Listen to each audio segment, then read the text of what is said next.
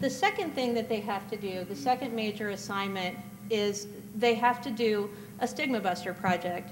Now, those of you who are NAMI veterans in the room, you know what a Stigma Buster is if you've been on the NAMI national website. And many of the state organizations and the local NAMIs do their own Stigma Buster projects as well. The students have to do one as a part of their course requirements. And I try to encourage them to do something that is within their realm of interest, because they usually come in saying, oh, I'll just do a pamphlet or a flyer or a poster, because I know how to use Publisher now and I can do that. And it's pretty straightforward. Usually they end up, after the first couple of weeks of class, wanting to be a little more out there in what they're deciding to do. And something I implemented this fall, they each have to physically, and if you don't require it, are there any college professors out there?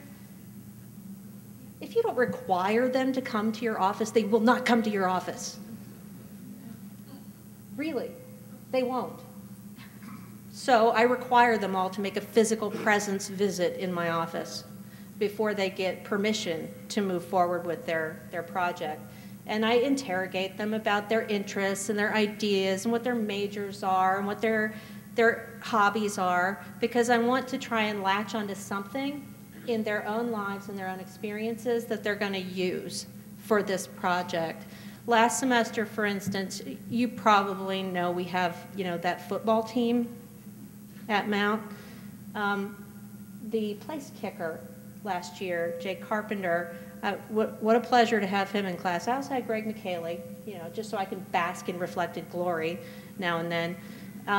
But Jay, when he was talking to me, he shared with me some of his injuries, some of his battle scars. He had too many concussions to count as a kid in high school and then through his college career. And he asked, can I do something on traumatic brain injury for my project? And I said, well, of course you can. So what are you going to do? And he decided he was going to put information all around the locker room.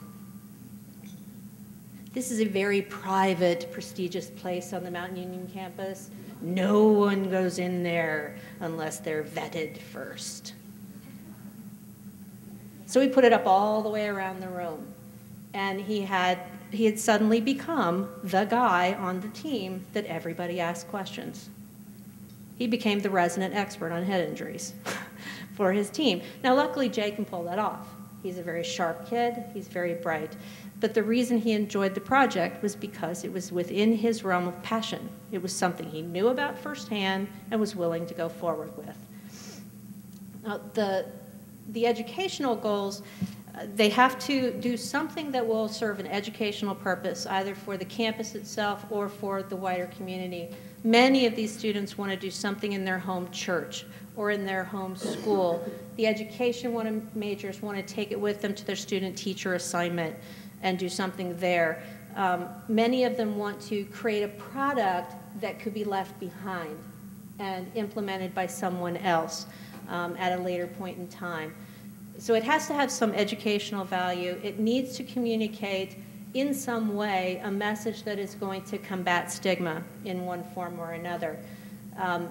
And that's what most of them do. Now, some of them are not ambitious projects. Some of them are relatively small, but that doesn't mean that they're not powerful. One of the first year, in the 2004 year, one student was really struggling with what to do for her project, so she was complaining bitterly to her 7, 8-year-old nephew, safe audience, I suppose, that, this mean professor is making me do this thing, and I don't know what to do. And he's like, what is it about? And it's, well, it's about mental illness and how diagnostic labels make people treat other people bad. And he said, well, I could use some help at school. He had been diagnosed the year before with ADHD, and his hyperactivity was relatively severe. He had a lot of classroom management issues. He had a lot of trouble now, starting in, I think he was in 2nd grade at the time, with social rejection. He was being teased a lot because kids do that. So what they did, with the permission of the teacher, they sat down together with crayons. They made a little pamphlet that they then photocopied, and they handed it out to every student in his class.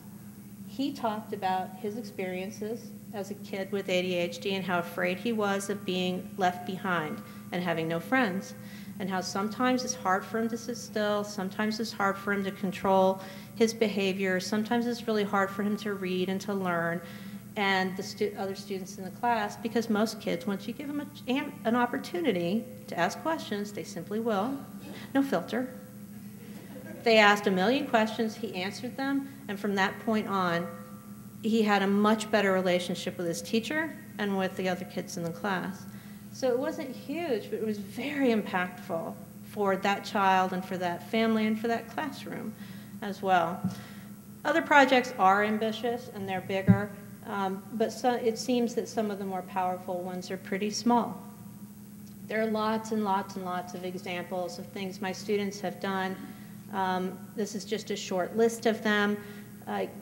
We have, now that I'm actually talking with students and trying to engage them to think about their own personal interests, we are actually broadening what we can do. I have a group of marketing and business students who also have some pretty good computer skills, and at least what they told me they were going to do, this was what their proposal was, they were going to develop, because they have to do a marketing plan for somebody, they're going to develop a marketing plan for our county NAMI to get the experience. A couple of years ago, I had a computer science student who had to do a computer science SCE, it's a senior culminating experience. He was working with this programming language that would produce a piece of text every day, and it was a new piece of text every day. So he said, can I just have like a mental health fact of the day, stick it in there, and you'll take that? I was like, well, yeah. So he wrote all of that material, 365 quiz questions, basically, and it was like a mental health fact of the day. His SCE was graded on the programming language.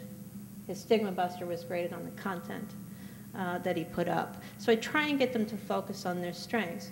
And that allows them to say, it's not, mental illness isn't this thing over here. It's something I can tackle with my strengths.